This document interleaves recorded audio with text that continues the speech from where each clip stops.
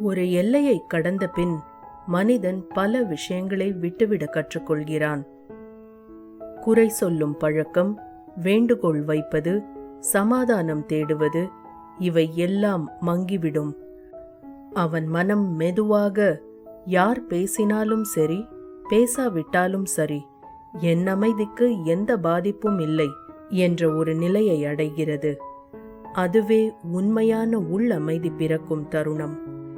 ஏனெனில் பிறரை ஓரளவுக்கு மேல் கட்டுப்படுத்த முடியாது.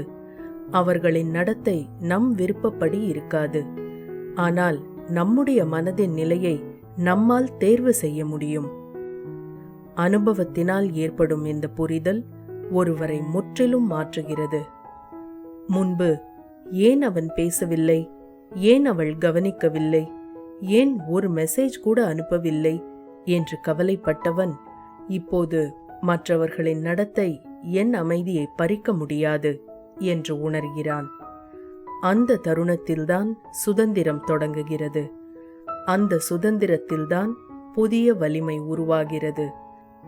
அவன் இனி யாரிடமும் பெரிய எதிர்பார்ப்பில்லாமல் வாழ கற்றுக்கொள்கிறான்.